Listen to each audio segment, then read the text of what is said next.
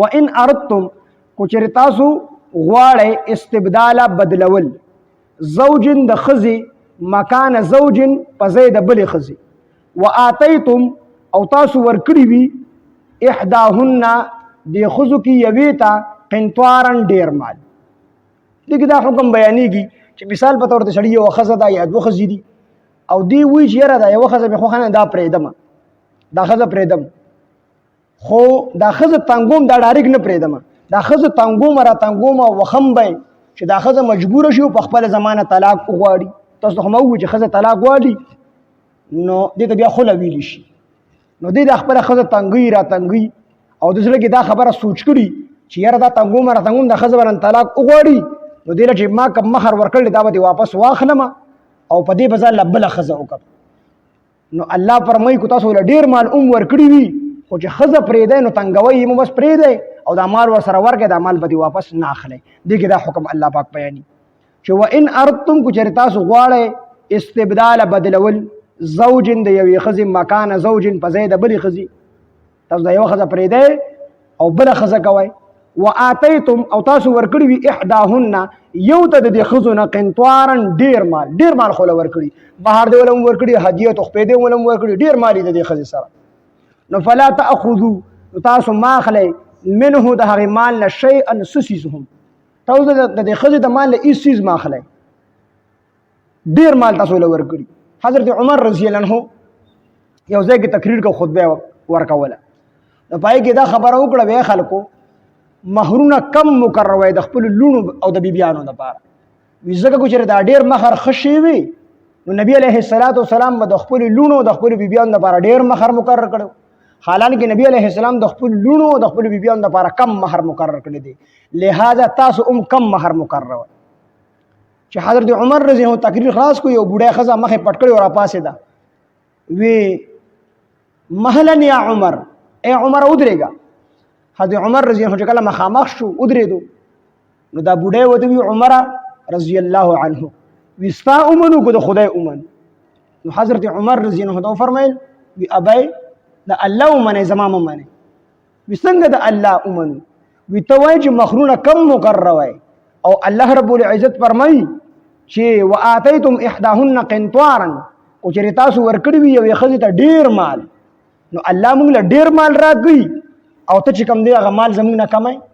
الله موږ له ډیر مہر مقرر او تر نه مہر کمای نستومنو کو الله ومن. حضرت عمر رضی الله عنه الله پاک هغه قوم نه تبا کوي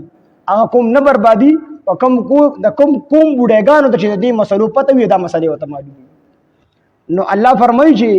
کو تاسو یې وخت ډیر مال ورکړي نو فلا تاخذوا نو تاسو ما خلې منه دا مال نشي ان سسي ای شیسته ما خلې بس دا ولا ورکه طلاق ولا ورکه دا غي چې کوم مہر دی او دا غي چې کوم مال دی دا ټول وسره ورکه دینه مال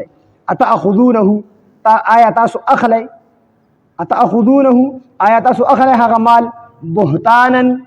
او تهمت لګول سره و اثما مبینا او بخکاره ګنا سره په صورتونو کې بدیدس چلو کو چې کوم خزه ته د طلاق غرض او چې دا زپریده ما بل خزه وکما نو دیو په خزه باندې تهمت ولګاو. تاسو ته موجب په ابتدای اسلام کې دا حکم چې په کوم خزه باندې بدغه شان دي مثال گواهان قائم شون هغه په کور کې بیا اشاره شوله تر هغه پورې تر څو بدله مرګ نو راغلی او دویم دا چې د خاون باندې مال بیا اغستې شو نو الله دې نو دی به ذکر وکړي دی به خزه مال تغلو او طلاق په نو ورکاو نو په دې باندې به تهمت ولګاو د زنا د بدکارای تهمت په ولګي نو د استاد طلاق درکوم تاسو خزه کوم نه نو مال او مہر به واپس اغست نو الله فرمایي تاسو باغی باندې تهمت لګوي حالانکه دا لوی ګناه کوي د څه مکو تهمت په خزو باندې ملګوي تاسو نه د خو بل خزه کول غواړي نو دا خزه په طریقې سره پرې د طلاق ولا ورګي او د دې چې کم مال دی او کم مہر دی دا ور سره ورګي. اتاخذونه آیا تاسو اخله اغمال بهتانا په تهمت لګول سره و اثما مبینا او بخکاره ګناه سره وكيف تاخذونه او تاسو بسنګ اخله اغمال وقد افضوا حال دادی چې رسیدلی دي بعضکم بعض لتاسنا الى بعض بعضتا تاسو به دا مال څنګه اخلي دا مہر چې مقرر دی دا خو د بزعی بدل لی بزعه دا خو د خزي د شرمګاه بدل لی دا کوم مہر چې مقرر دی خو د خزي د شرمګاه بدل لی نو الله وی تاسو دواړه یو بل ته رسیدلی یې کورواله مو کړی دی یو بل نه بې حجابه شوي وی د ښځې او د خاوند د یو بل نه پرده ماته شوې ده نو دا مهر خو د دغې بزعي او د کوروالي او د شرمګاه په بدل کې دی نو ستا خو د دغې ښځې ستا نه پرده ماته شوې ده نو چې پرده ماته شوې ده نو د دې ښځې مهر کېږي دا مهر دې ته واپس نشي اخیستی مهر دې ته واپس نشي اخیستی کومه ښځه چې واده شي او دوی د یو بل سره شپه تېره کړي د دې ښځې بیا پوره مهر رسي او چې شپه یې نه تېره کړې طلاق واقع شي ویدني نو بیا نیم مهر رسي نو دلته الله فرمایي چې وکیف تأخذونه او تاسو څنګه اخلئ هغه مال وقد افضى او حال دا دی چې رسیدلی دي بعضکم بعضې له تاسو نه الی بعض بعضو ته یعنې بعضې ته رسیدلی دي یو بل سره یې کوروالی کړی دی د یو بل نه یې پرده ماته شوې ده نو څنګه دي دا مال اخلئ دا مال خو د دقې بدل او هغه تاسو یو بل سره کړي دي واخذنا او هغوی اغستی د دې ښځو واخذنا او هغې اغستی د دې ښځو اغستی د منکم د تاسو نه میثاقا غلیظا په ښه واده ستاسو نکاح کې څه وي پلانګي چې د پلانګي زوی دی یا پلانګي چې د پلانګي لور ده په عوض د دوره تولو سرو زرو په نکاح شرعي محمدي په حضور د دې ټولو ګواهانو د پاره د ګلبدین تا قبوله کړې وه قبوله کړې ده هغه یو ما قبوله کړې وه ما قبوله کړې ده تا ورکړې وه ما ورکړې ده هغه یو ما ورکړې وه ما ورکړې ده تا قبوله کړې وه ما قبوله کړې وه نو دا واده ده که نه نو دا په ښه واده ستاسو نه اخیستې ده په دې مهر په بدله کې د دوره مهر په بدله کې تا پلانګی ورکړې وه ورکړې ده او بل وي ما قبوله کړې وه قبوله کړې ده نو د دوره مهر په بدله کې نو ستاسو نه خو دا واده اخیستې ده نو بیا څنګه تاسو د دې هغه مهرونه اخلئ وکیف تأخذونه او تاسو څنګه اخلئ هغه مالونه هغه مهرونه وقد افضى او حال دا دی چې رسیدلی دي